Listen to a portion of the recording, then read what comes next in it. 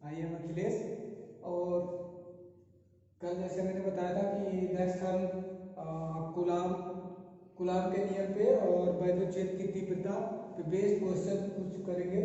तो जिसमें first question यहाँ पे लिखा हुआ है कि दिए गए चित्र में समबाहु त्रिभुज के केंद्रक O पर लगने वाले परिणामी बल कितना होगा। इक्विलेटरल ट्रायंगल के जो सेंट्रॉइड है वो यहाँ पर हम टोटल जो रिजल्टेंट फोर्स आएगा वो पॉइंट पर वो ए बी सी जो इनके वर्टिसेस है इनके कारण कितना आएगा ये हमको कैलकुलेट करना है। तो बल करेंगे क्योंकि अगर ए के लिए भी क्यू इस पर ऊपर लगेगा, बी के लिए भी ऊपर लगेगा और Q3 के कारण भी ऊपर लगेगा, यानी तीनों Q1 Q2 Q3 तीनों के कारण पॉइंट ऊपर क्या लगेगा बल लगेगा। तो हम एक एक कर देते हैं कि ए के कारण Q पर ए के कारण पॉइंट O पर लगने वाला बल। तो यहाँ पे स्टार्ट करते हैं हम।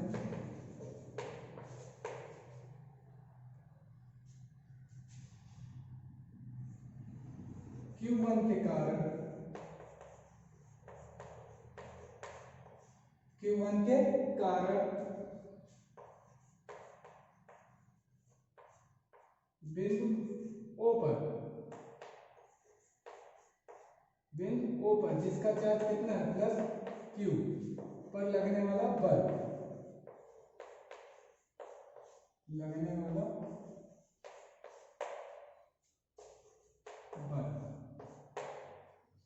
इसको मान लेते हैं कि जो ए के कारण यानी कि पॉइंट ए पर जो Q1 है इसके कारण ऊपर लगने वाला बल है वो F1 है।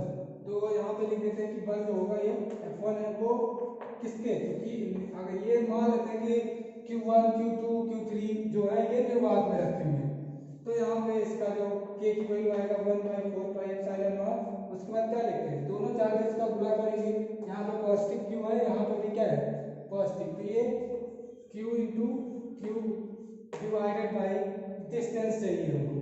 तो यहाँ पे A से लेके O तक की दूरी को हम क्या लिखेंगे, क्योंकि ये क्या है इक्विलेटरल ट्रायंगल है, ए बी इसकी माध्यिका है मीडियन है, ऐसे B और यहाँ पे E मान लेते हैं कि B इसका माध्यिका है और C और यहाँ पे मान लेते हैं कि F। ये तीनों आपस में क्या माध्यिका है, तीनों माध्यिका है जिस पॉइंट पर इंटरसेक्ट करेगा वही पॉइंट क्या होता है सेंट्रॉइड।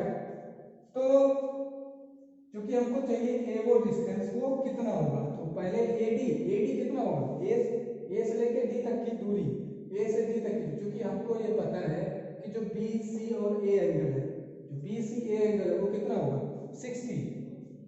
ए बी सी का जो मान होगा एंगल का वो 60 है। ए से लेके ओ तक का हमको दूरी कैलकुलेट करना है। हमको ये पता है कि एडी बराबर हम निकाल सकते हैं क्योंकि ये एंगल कितना है, यहाँ पे एक चीज मेंशन किया गया है ए बी जो लंबाई है वो सबकी एल है, इनकी जो लंबाई दे रखी है वो एल है, क्योंकि एल पता है। तो यहाँ पे ए और डी हमको कैलकुलेट करना है, तो एडी वाली दूरी को हम क्या, क्योंकि यहाँ पे जो मीडियन होता है इसके बीच में जो कोण बनेगा वो 90 हो जाएगा, क्योंकि जो ये इक्विलेटरल ट्रायंगल है तो इसके आज जो पॉइंट्स होंगे सेंट्रॉइड इसका तो ये इस पर BC एंगल BC रेखा पर कितना कोण बनाएगा 90, तो यहाँ पे ये 90। अब हम यहाँ पे ये क्या हो जाएगा, क्योंकि इस वाले ABD ट्रायंगल के लिए क्या हो जाएगा, जो AB है ये कर्ण का हाइपोटेन्यूज का काम करेगा, AD जो है वो परपेंडिकुलर हो जाएगा और BD क्या हो गया इसका बेस होगा। तो यहाँ पे अगर ये एंगल कितना है, क्योंकि ये एंगल कितना है 60, तो हमको निकालना है एडी, तो ये अगर साइन में लेंगे तो क्या होता है लंब बटे कर्ण, तो साइन 60 बराबर क्या ले सकते हैं एडी डिवाइडेड बाय एबी। यहाँ पे अगर थोड़ा रफर कर ले तो साइन 60 त्रिभुज एबी डी में, त्रिभुज एबी डी में क्या कर सकते हैं साइन, यहाँ पे साइन 60 ये बराबर हो जाएगा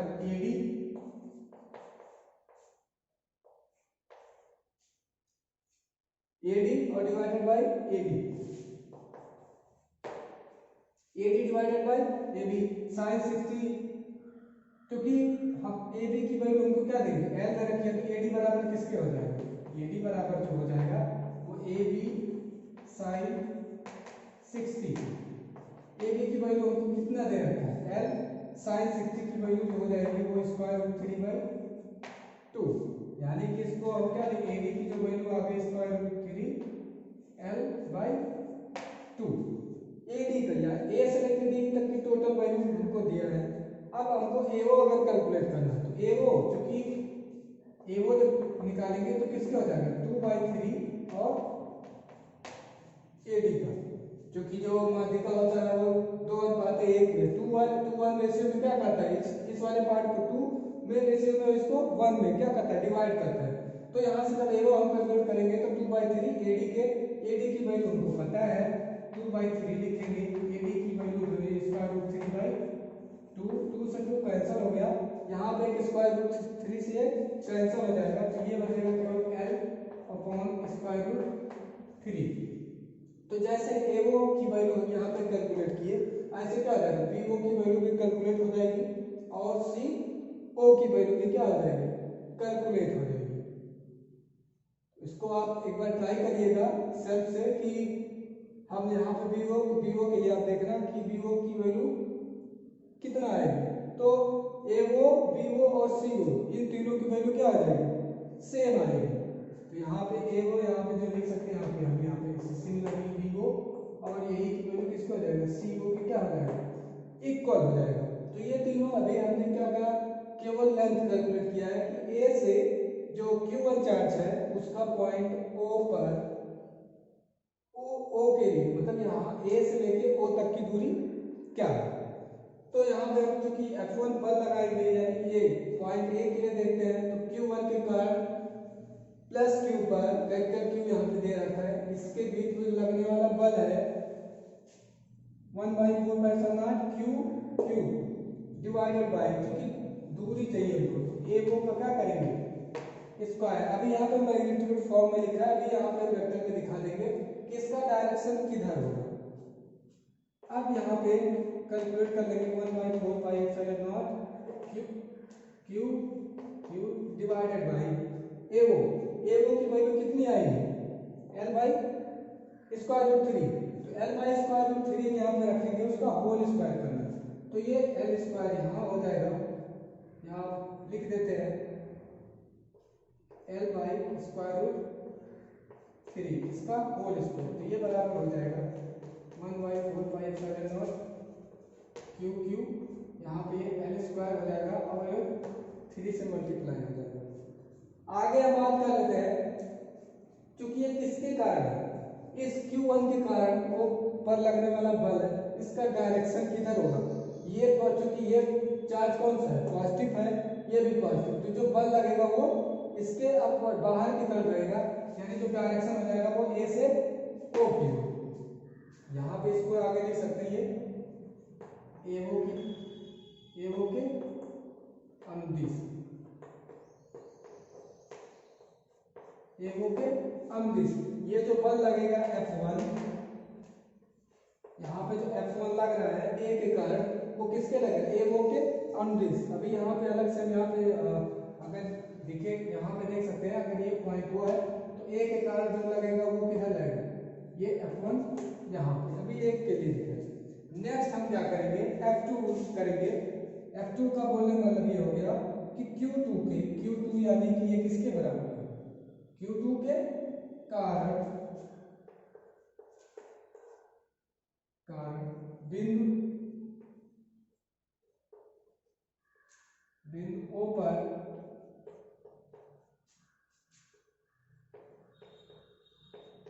लगने वाला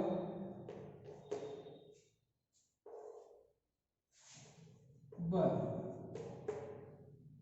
इसके कारण जो लगने वाला बल है वो कितना है, यहाँ पे जो हो जाएगा वो लिखेंगे F2 को हम क्या लिखेंगे 1/4 पाई एप्सिलॉन नॉट, क्योंकि यहाँ पे जो वैल्यू है ये भी कितना है, जो चार्ज है तीनों पे सिमेट्रिक है, सिमेट्रिक मतलब कि तीनों के लिए क्या है, plus Q Q1 Q2 Q3 का जो मैग्नीट्यूड है साइन तीनों का सेम है, तो यहाँ पे B से लेके O तक की दूरी उतनी आएगी जितनी कि A से लेके O तक की दूरी आएगी।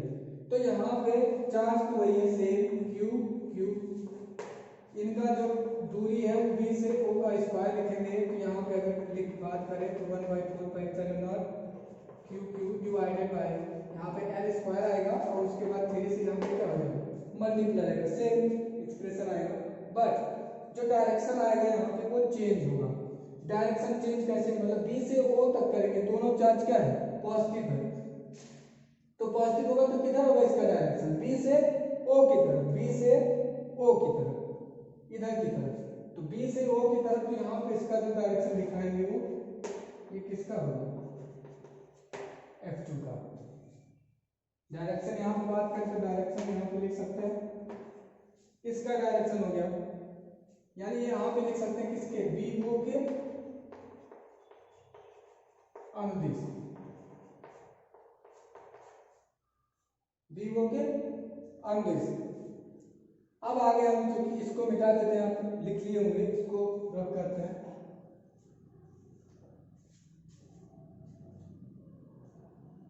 ऊपर ही कर देते हैं इसको।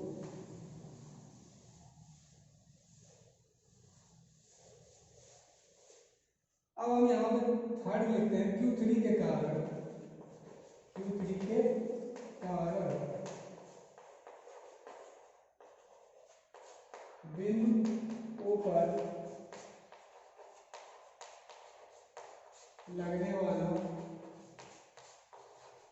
बल, लगने वाला बल उसको हम यहाँ लिखते हैं F3 से। F3 इक्वल क्या आ जाएगा 1/4 पाई एप्सिलॉन नॉट F3। अब यहाँ पे जो चार्ज है ये प्लस क्यू है, सी से लेके ओ इसका दूरी हो जाएगा जो कि एओ बीओ के इक्वल है। यहाँ पे क्यू चार्ज, यहाँ पे वेक्टर क्यू चार्ज है, इन दोनों के बीच की दूरी L बाई क्या है इसका रूट है, तो सिंपली यहाँ पे Q Q divided by L square into 3, जैसे ऑलरेडी इन सबकी तरह तीनों का जो मैग्नीट्यूड है वो सेम है बट डायरेक्शन अलग आएगा। अब सी से क्योंकि दोनों चार्ज क्या है पॉजिटिव है, इसलिए इसका जो डायरेक्शन सी से ओ की ओर आएगा, तो सी से ओ की ओर, तो इसको हम ऐसे लिखते हैं, ये इसका डायरेक्शन हो जाए F3 का। तो यहाँ पे किसके अनुदिश हो जाएगा सी ओ के अनुदिश। क्योंकि यहाँ पे हम देख लेंगे कि F1 F2 F1 F2 F1 F2 और F3 तीनों का जो मैग्नीट्यूड है वो सेम है बट डायरेक्शन केवल अलग अलग है। जैसे यहाँ पे ये दिखाया कि पॉइंट O पर F1 का इस डायरेक्शन में लगा, F2 का BO के अनुदिश और F3 का CO के अनुदिश। क्योंकि ये तीनों चार्ज आपस मैग्नीट्यूड इनका क्या है समान है, केवल डायरेक्शन चेंज है, तो O बिंदु पर जो परिणामी बल आएगा वो हमको कैलकुलेट अभी करना है। F1 को हम ऐसे रख लेते हैं, F2 F3 इनका परिणामी बल किस डायरेक्शन में है, इनका जो परिणामी बल आएगा वो, इसको हम मिटा देते हैं अभी F1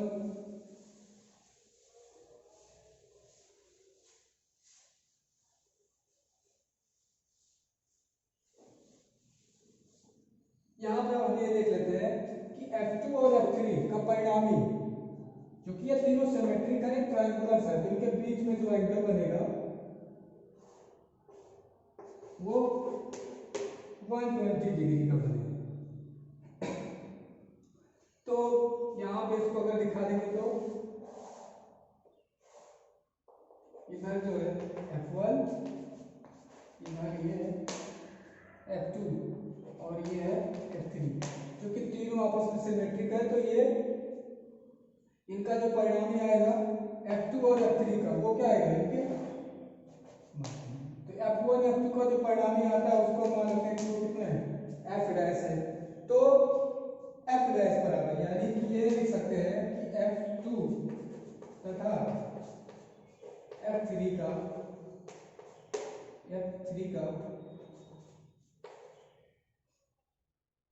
F2 F3 का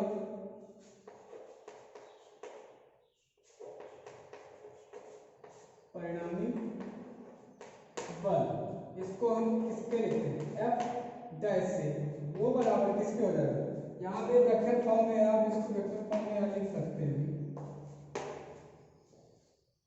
तो इनका परिणामी बल चूंकि जैसे समांतर चतुर्भुज के नियम में क्या लिखते हैं कि दो वेक्टर का परिणामी वेक्टर कैसे लिखते हैं? अगर दो वेक्टर का परिणामी वेक्टर लिखना होता है तो हम क्या लिखते हैं? पी क्यू मान लेते हैं, टू वेक्टर्स है ऐसे, ये पी ये क्यू, इनका जो परिणामी वेक्टर लिखते हैं क्या लिखते हैं कि P square Q square plus 2pq और cos थीटा, थीटा जो भी होता है पी और क्यू के बीच का क्या होता है? कोण होता है। सेम यहाँ पे F2 और F3 इनके बीच में जो एंगल बन रहा है वो कितना बन रहा है? ये है 120 का। तो यहाँ पे अगर कैलकुलेट करेंगे तो स्क्वायर रूट क्या कि F2 का स्क्वायर F3 का स्क्वायर और 2F2 F3 और क्या लिखेंगे? cos 120। cos 120 की जो वैल्यू आएगा वो -1/2 आएगा। कैलकुलेट कर सकते हैं आप। cos 120 लिखेंगे तो cos 90 + 3 30, ये हो जाएगा माइनस साइन 30 के, इसकी वैल्यू हो जाएगी -1/2। तो यहाँ पे आप देख सकते हैं cos 120 की जो वैल्यू आएगी वो कितना? -1/2 लिखना है।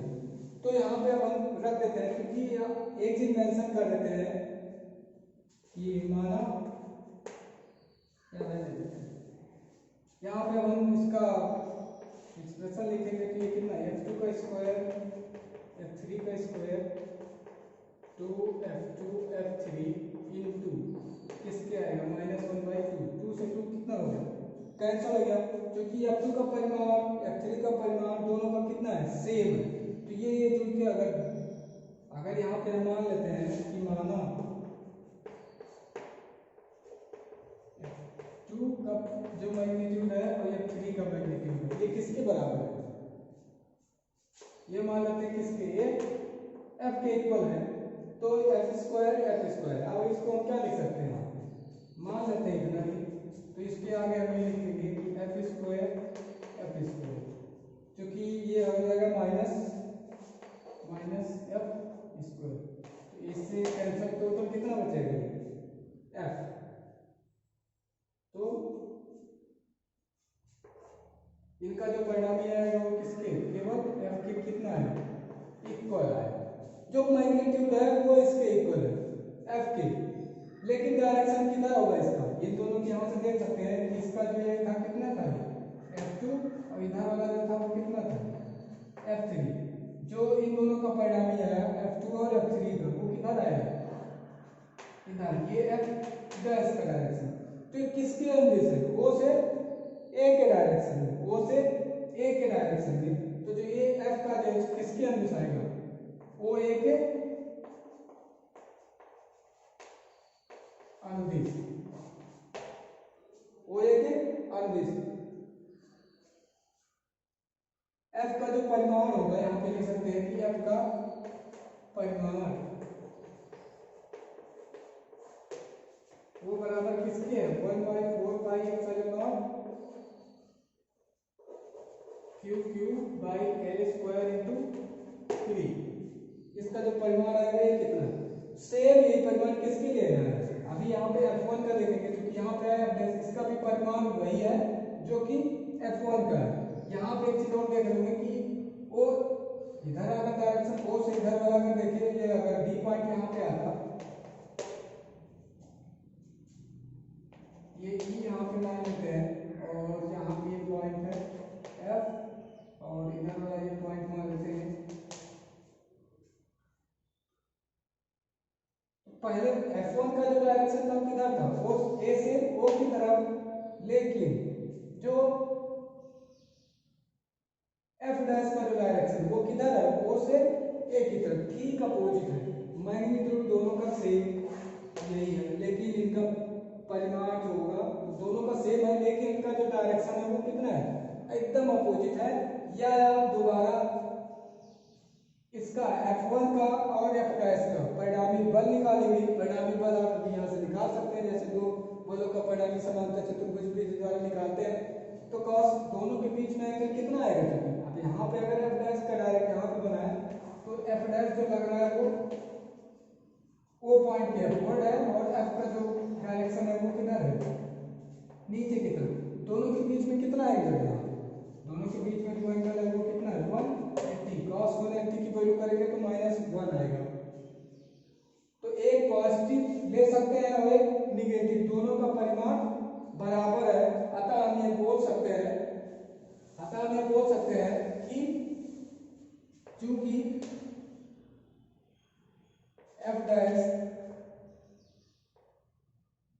तथा F1 का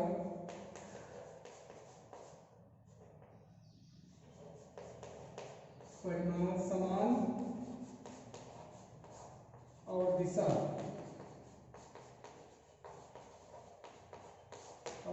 क्या है, विपरीत है।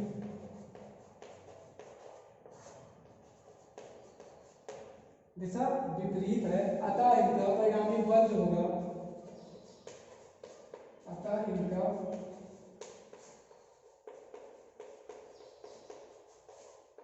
परिणामी बल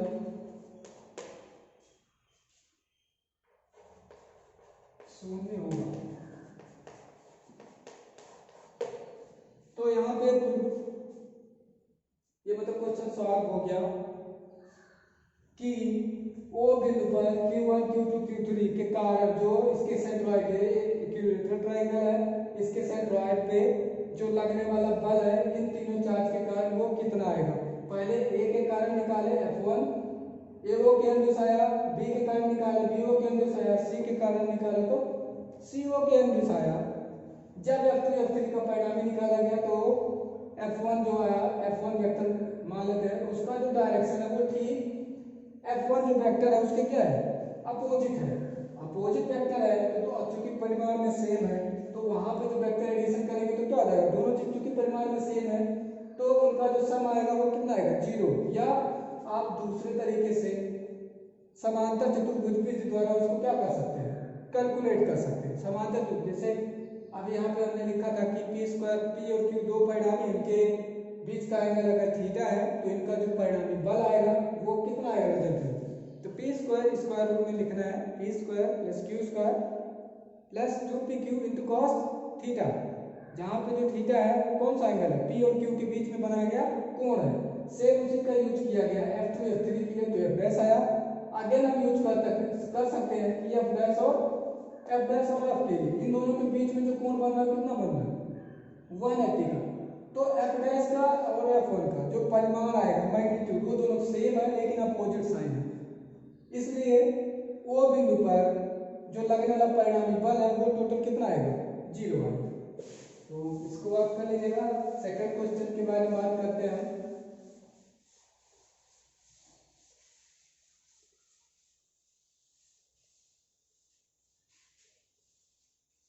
सेकंड क्वेश्चन है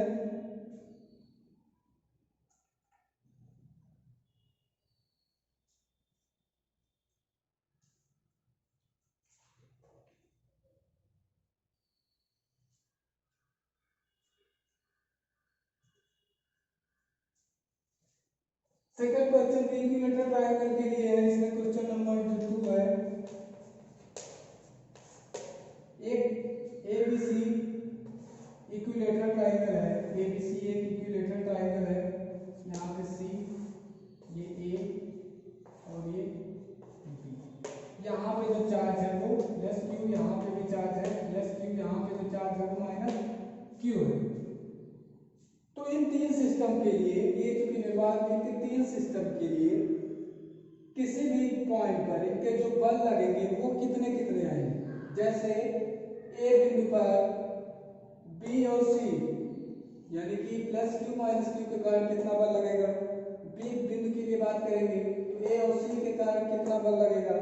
अगर सी पे बात करें तो ए और बी के लिए कितना लगेगा, इसका हमको क्या करना है, गणना करनी है। तो इक्विलैटरल ट्रायंगल है, हमको गणना करने के लिए इनके बीच की क्या चाहिए, दूरी। यहाँ जो दूरी दे रखी है मान लेते हैं कि इनकी जो लंबाई है वो कितनी है, स्मॉल एल है। ए सी ए बी और बी सी की जो वैल्यू है वो कितनी है, एल दे रखी है, एल है।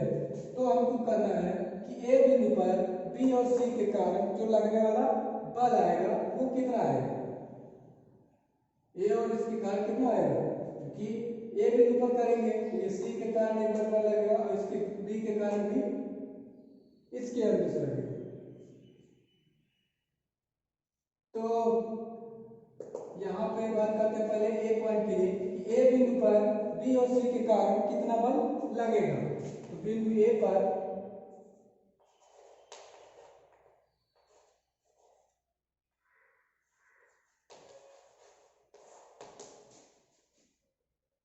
बिंदु ए पर बी तथा सी के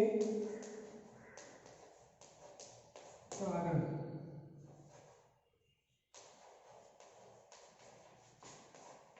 लगने वाला बल, इसका कैलकुलेट करते हैं कि पॉइंट ए पर बी और सी के कारण कितना बल लगेगा, क्योंकि बी से ए तक की दूरी बी एल है, सी से ए तक की दूरी भी क्या है एल है। तो यहाँ पे लेंथ कैलकुलेट नहीं करना है, यहाँ पे दिया गया है तो इसका हम डायरेक्टली यहाँ पे यूज करेंगे। तो एक पॉइंट पर अगर बी के कारण लगेगा, ए पॉइंट पर अगर बी के कारण लगेगा तो उसका डायरेक्शन किधर आएगा, क्योंकि दोनों पॉजिटिव चार्ज है तो ये दोनों की है, इसके ए के एनर्जी इधर हो जाएगा। यहाँ पे किसके कारण लग रहा है, Q2 के कारण, तो यहाँ पे जो बल लगेगा वो 1 पर किसके कारण, जो यहाँ पे बल लग रहा है वो B के कारण है। 2 पॉइंट मान लेते हैं इसको, यहाँ पे 1 ये 2 और ये 3 पॉइंट, तो ये F12 लगा होगा। अगर C के बारे में बात करें तो C क्योंकि निगेटिव चार्ज है तो यहाँ पे जो बल लगेगा C के कारण वो किसके, यहाँ A से C के अनुदिश लगेगा, तो ये जो बल लगेगा वो इसका डायरेक्शन इधर आएगा, वो किसके कारण लगेगा 1 पर किसके 3 के कारण। तो जो पॉइंट ए पर है इस पर दोनों का बल इधर है, इसके बीच का कोण कितना है 60, इनके बीच एंगल कितना बनेगा 120। बिंदु ए पर बी सी के लगने वाला बल यहाँ पे कितना है F12 और F12 और क्या है F13 है।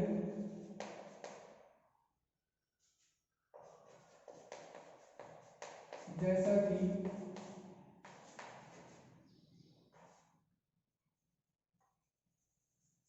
यहाँ पे क्या है F13 है, F12 तथा F13 का परिणामी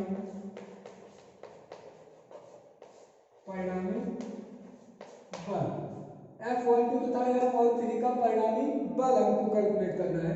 तो परिणामी बल कैलकुलेट करने के लिए क्या है, यहाँ पे आप देख सकते हैं कि F13 F12 जो इन दोनों का परिणामी हो, उन दोनों के बीच में एंगल कितना है 120। तो यहाँ पे परिणामी बल अगर हम मान लेते हैं कि वो किसमें कैपिटल से F से लिखते हैं परिणामी बल, तो इसको हम क्या लिख सकते हैं, ये F12 का स्क्वायर F13 का स्क्वायर और 2 F12 F13 cos 120। यहाँ पे आगे कैलकुलेट कर लेंगे।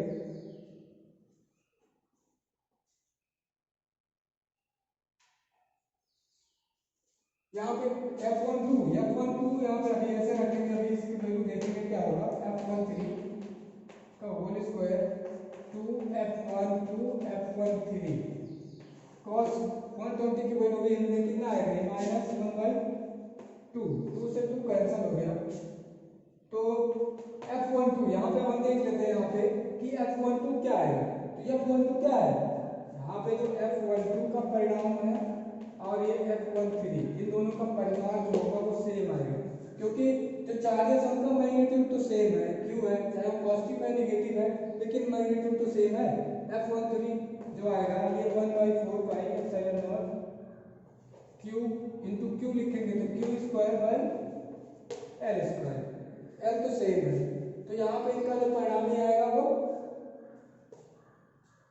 यहाँ पे अगर इसको हम F मान लें, इसी को क्या मान लेते हैं परिणामी बल, ये मान लेते हैं कि ये ए के लिए है, तो यहाँ पे ये लिखा है ए के लिए, यहाँ पे जिसका परिणामी आएगा वो लिख सकते हैं हम, इसको अगर F मानेंगे तो F स्क्वायर और माइनस F स्क्वायर, इससे इधर गया तो कितना है F की वैल्यू क्या है, यहाँ पे F की वैल्यू यहाँ पे जो है यहाँ से देख सकते हैं कि 1/4 pi epsilon not Q square by L square इतना है। एफ की वैल्यू इतना दे रखा है। सेम यही जो वैल्यू आएगा वो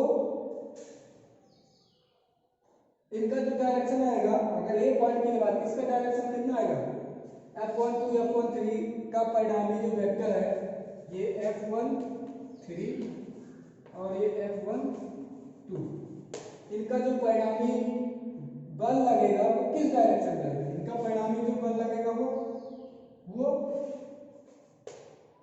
इनका जो परिणामी बल है वो कितना है यार, ये उसका जो डायरेक्शन आएगा वो इस डायरेक्शन में आएगा।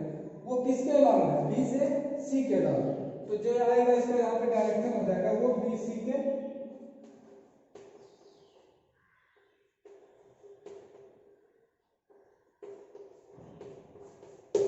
जो ये लाइन है बी से सी की तरफ, ऐसे इसका डायरेक्शन आएगा एफ ए का।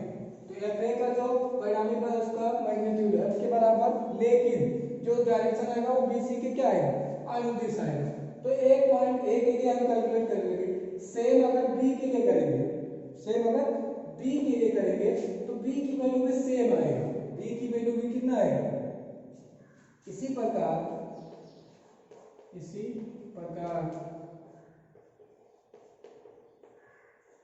बिंदु बी के लिए क्या आएगा, एफ बी जो आएगा वो किसके बराबर आएगा, एफ के इक्वल आएगा। एफ किसके बराबर है, 1/4 pi epsilon not Q square by L square, किसके अनुदिश आएगा। यहाँ पे डायरेक्शन इंपॉर्टेंट है। तो बी पर जो लगेगा, क्योंकि एक किसके कारण लगेगा, ए के कारण लगेगा, तो ये जो आएगा F2 दो पर किसके कारण, एक के कारण, और एक क्योंकि नेगेटिव है तो इसका डायरेक्शन किधर आएगा, इधर, वो किसके कारण, यहाँ पे जो बल लगेगा वो F2 पर किसके, 3 के कारण। यहाँ पे देख सकते हैं F1 और F23, F1 और F23, इनका जो परिणामी आएगा वो किधर आएगा, इनका परिणामी जो आएगा वो FB जो आएगा वो इधर। सेम जैसे यहाँ पे किया गया है, सेम वैसे बी पॉइंट पर करेंगे तो हमको यहाँ पे केवल डायरेक्शन चेंज हो जाएगा, वो किस डायरेक्शन में, ए और सी के अनुदिश आएगा। ये ए सी के अनुदिश आएगा। अब एक पॉइंट बचा है कि सी पॉइंट पर आप कैसे कैलकुलेट करेंगे। तो सी पॉइंट के लिए हम देखते हैं कि सी के लिए कितना, सी के लिए क्या आएगा।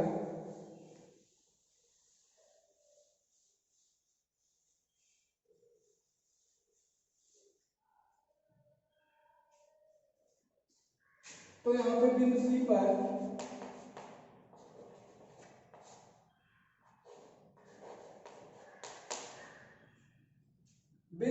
हम ये देख सकते हैं किसके कारण, ए और बी के कारण लगने वाला बल हम सी पर लगेगा। तो सी पर जो हो जाएगा, बिंदु सी पर सी के लिए क्या लिख सकते हैं,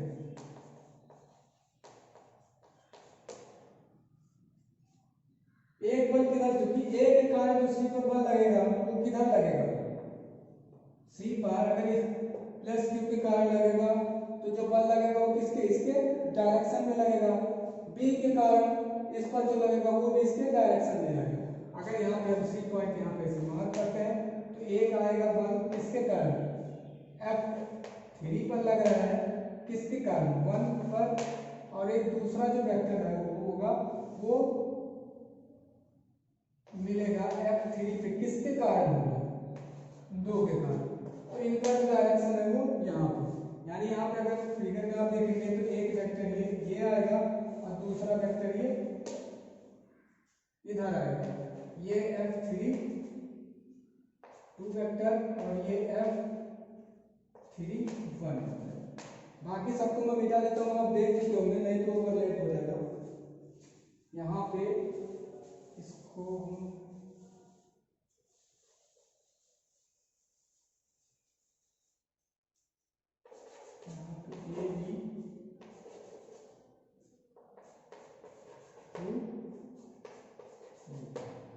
तो यहाँ पे आप देख सकते हैं सी पॉइंट के लिए जो बल लग रहा है वो कितना है, F32 और F31, इनके बीच में जो एंगल बनेगा, इनके बीच में जो एंगल है वो ट्रायंगुलर का है, वो कितना 60।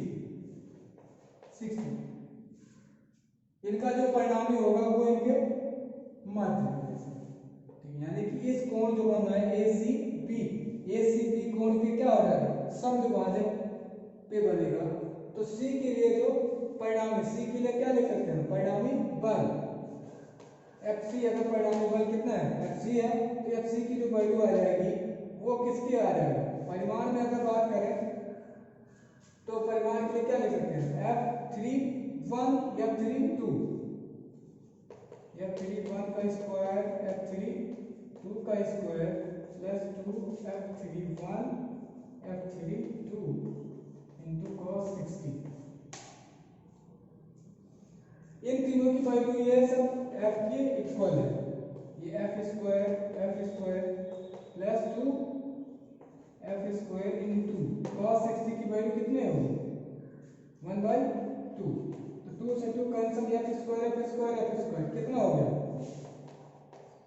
3f स्क्वायर, यानी इसको हम लिख सकते हैं स्क्वायर रूट 3 और किसके f के बराबर आएगा। C पॉइंट पर इसका जो डायरेक्शन होगा डायरेक्शन किसके हो जाएगा कोण ACB के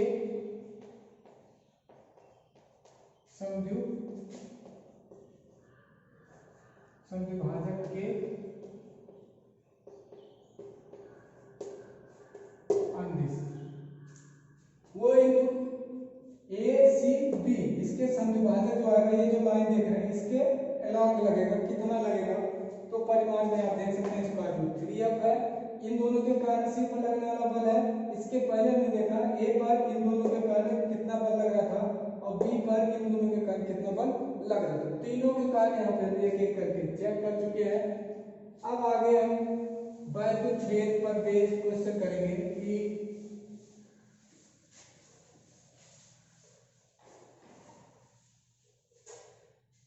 थर्ड क्वेश्चन है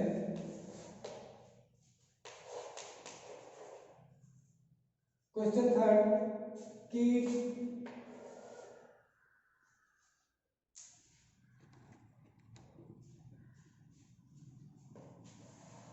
यहाँ पे दो चार्ज दे रखे हैं एक +1 माइक्रोकूलम का A पॉइंट है, यहाँ पे B पॉइंट है, यहाँ पे दे रखा है -5 माइक्रोकूलम का। दो चार्जेस दिया है इनके यहाँ मिडिल में मध्य में कोई पॉइंट P है जहां पे हमको क्या करना है वैद्युत छेद कैलकुलेट करना है। तो E की यहाँ पे बेसिकली कितना आएगा वो हमको बताना है मैग्नीट्यूड में क्या आएगा डायरेक्शन क्या होगा। तो यहाँ इसकी जो दूरी है वो 1 सेंटीमीटर, यहाँ भी इसकी जो दूरी है वो 1 से टोटल 2 सेंटीमीटर। P पॉइंट पर वैद्युत छेद की तीव्रता इस 1 और इसके कारण कितना रिजल्टेंट हमको निकालना है। तो +1 माइक्रोकूलम के कारण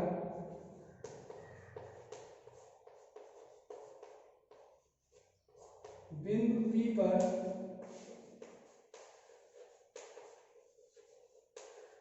वैद्युत छेद की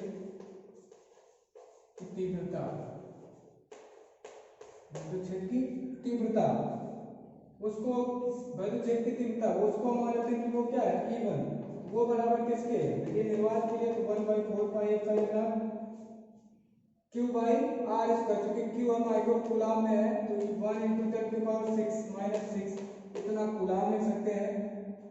Q बाई कितना R स्क्वायर, R की जो वैल्यू है वो 1 सेंटीमीटर है, इसको मीटर में चेंज करेंगे तो 1/100 का स्क्वायर आएगा। इसका यहाँ पे डायरेक्शन किधर आएगा अगर P पॉइंट यहाँ पे मान लें तो जो E1 का डायरेक्शन आएगा वो पॉजिटिव के लिए से दूर आएगा। तो E1 का जो आएगा वो वेक्टर को P पॉइंट है तो ये इससे दूर आएगा। सेम ऐसे B के लिए करेंगे, B के लिए यहाँ पे लिख सकते हैं -4 माइक्रोकूलम के कारण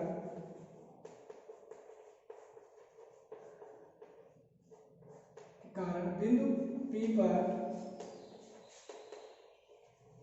वैद्युत छेद की तीव्रता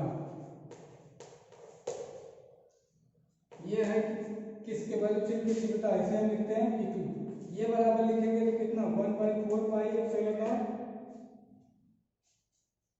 1/4 इसके बाद क्या लिखेंगे क्योंकि 4 माइक्रोकूलम है तो 4 × 10⁻⁶ ये कूलम में चेंज हो गया बी से पी तक की दूरी कितनी है 1 सेंटीमीटर, तो 1 सेंटीमीटर है, इसको मीटर में चेंज कर लेंगे तब आ जाएगा। जो भी आया ये किसके अनुदिश हो जाएगा, ये जो पहला वाला वो किसके आएगा एपी के अलॉन्ग आएगा, ए से लेके पी तक का। यहां से अगर करेंगे तो ये पी से लेके किधर आएगा पी, यानी कि जो दोनों E2 आएगा वो भी इसी के क्या करेगा, तो दोनों के बीच में बनाया गया कोण कितना होगा, क्योंकि 1 के कारण जो पी पर लगेगा उसके इधर लगेगा, बी के कारण जो लगेगा वो टुवार्ड्स वो भी उधर लगेगा, तो टोटल जो वैद्युत क्षेत्र आ जाएगा ईपी को अगर हम लिखेंगे तो ईपी किसके E1 और E2 दोनों को क्या कर लेंगे सम कर लेंगे, क्योंकि दोनों का जो वेक्टर डायरेक्शन वो दोनों एक ही डायरेक्शन में है, दोनों एक ही डायरेक्शन में के जो एंगल बन जाए वो कितना है E1 E2 के बीच का जो कोण है वो कितना है 0, तो ये दोनों को डायरेक्ट हम क्या कर लेंगे सम कर लेंगे। E1 प्लस E2 चाहो तो आप E1 E2 को मैग्नीट्यूड फॉर्म में भी लगा सकते हैं कि p square plus q square square root के अंतर्गत कि p square plus q square plus 2pq into cos 0, उसका करेंगे तो E1 प्लस E2 का होल स्क्वायर आएगा, बाद में ये आ जाएगा, तो आप ऐसे भी कर सकते हैं। यहाँ पे एक चीज ध्यान देने की जरूरत है कि यहाँ पे जो चार्ज है वहां पे हमने साइन नहीं लिखा है, या तो साइन आप लगाओ या फिर अगर नहीं लगाते हैं तो हमको डायरेक्शन मेंशन करना है बस, तो डायरेक्शन यहाँ पे हम मेंशन कर चुके हैं, इसका डायरेक्शन पी से फर्स्ट वाले का भी पी से बी की तरफ आ रहा है, सेकंड वाले का भी पी से बी की तरफ आ रहा है, दोनों को क्या कर देंगे हम सम कर देंगे, तो ये आ गया। एक क्वेश्चन ये है फोर्थ क्वेश्चन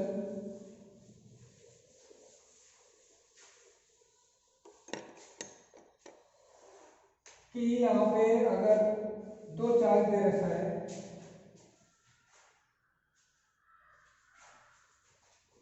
एक प्लस क्यू का और एक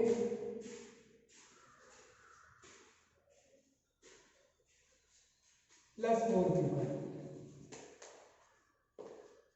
इसके यहाँ पे कोई पॉइंट P है जहां पे हमको क्या करना है, इस पॉइंट P पर वैद्युत क्षेत्र जो है वो 0 दिया है, यहाँ P पर जो वैद्युत क्षेत्र है EP वैद्युत क्षेत्र है वो 0 दिया है, हमको ये बताना है यहाँ पे अगर A मान लेते हैं ये B मान लेते हैं तो हमको ये कैलकुलेट करना है AP का बराबर क्या आएगा और PB की वैल्यू आएगी वो क्या आएगी। फिर से बता, दो चार्ज है, एक प्लस क्यू एक है प्लस 4q, P इनके मध्य में कोई बिंदु है जहां पे जो वैद्युत क्षेत्र की तीव्रता है वो 0 दे रखा है, तो A से P तक का दूरी क्या है और P से B तक की दूरी क्या है, यानी कि इस बिंदु का प्लस क्यू वाले पॉइंट चार्ज से क्या डिस्टेंस होगा और प्लस 4q वाले पॉइंट चार्ज से P का दूरी क्या होगा, ये हमको कैलकुलेट करना है। तो बिंदु P पर हम कैलकुलेट कर सकते हैं A के कारण जो लगेगा इस A पे उसका डायरेक्शन क्योंकि पॉजिटिव है तो किस EP पर टोटल क्या है EP बराबर 0 है, EP बराबर हम कैसे लिख सकते हैं A के कारण जो लगेगा वो किस पे अलग लगेगा, यहाँ पे जो A का डायरेक्शन आएगा वो इधर आएगा, B के कारण जो लगेगा उसका डायरेक्शन किधर आएगा इसके अपोजिट इधर की तरफ आएगा, ये E और B, तो यहाँ पे जो हम टोटल लिखेंगे EA माइनस EB के इक्वल आएगा, EP बराबर 0 है तो 0 इज इक्वल क्या लिखेंगे EA माइनस EB, EA बराबर किसके होगा EB। अब इसको अगर हम कैलकुलेट करेंगे तो 1/4π Q A का प्लस Q यहाँ पे है बाई आर स्क्वायर, इसकी दूरी टोटल दूरी यहाँ पे जो दे रखी है वो किसके है L के, ये दूरी हम मान लेते हैं कितनी है x है, तो ये P से लेकर B तक की जो दूरी आएगी वो कितनी है L माइनस x है, यहाँ पे लिख देते हैं AP बराबर x, PB बराबर जो है वो L माइनस x हो जाएगा। ये हमने माना है,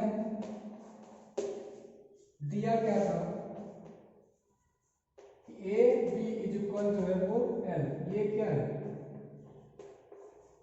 दिया गया है, A से लेकर B दोनों चार्ज के बीच की दूरी L दे रखा है, AB बराबर हमने x माना, PB की वैल्यू माइनस क्या हो जाएगा x हो जाएगा, तो यहाँ पे Q बाई एक्स स्क्वायर ये बराबर किसके 1/4 πε0 क्यू बाई यहाँ पे एल माइनस एक्स का किसके होल स्क्वायर। ये टोटल ये कैंसिल हो गया, तो यहाँ पे क्या लिख सकते हैं एल माइनस एक्स का होल स्क्वायर ये बराबर किसके एक्स स्क्वायर के। तो यहाँ पे L square x square minus 2xl ये बराबर किसके एक्स स्क्वायर से एक्स स्क्वायर कैंसिल हो गया। एक चीज यहाँ पे प्लस 4 क्यों लिखना है, यहाँ पे 4x स्क्वायर होगा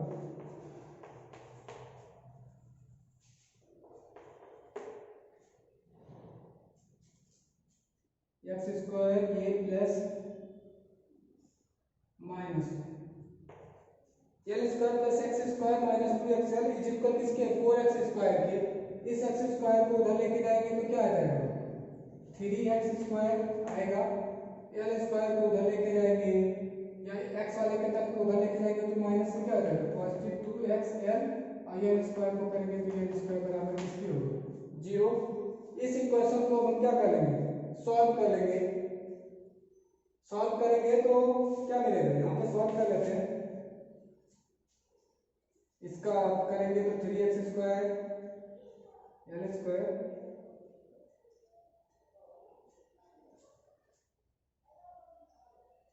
लिखते हैं 3x स्क्वायर 2xl को हम 2 टर्म में तोड़ लेते हैं 3xl लिखते हैं माइनस xl और माइनस एल स्क्वायर ये बराबर किसके लिए है 0।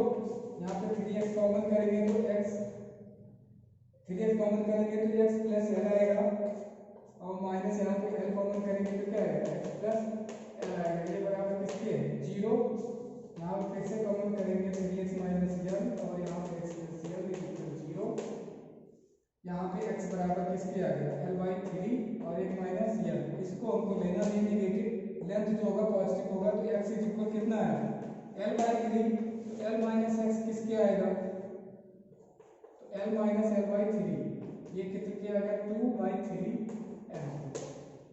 तो जो x की जो वैल्यू आ गई वो l/3 आई है, l माइनस एक्स की जो वैल्यू आया 2/3l की। तो आज हमने कूलॉम के नियम पे बेस्ड 2 क्वेश्चन करवाए और वैद्युत की तीव्रता पे बेस्ड 2 क्वेश्चन करवाए। अगर किसी कोई प्रॉब्लम होगा तो ग्रुप में पूछ लेगा, जो इसका पीडीएफ है क्वेश्चन जो थ्योरी का पीडीएफ है वो आपको दे दिया जाएगा। Thank you.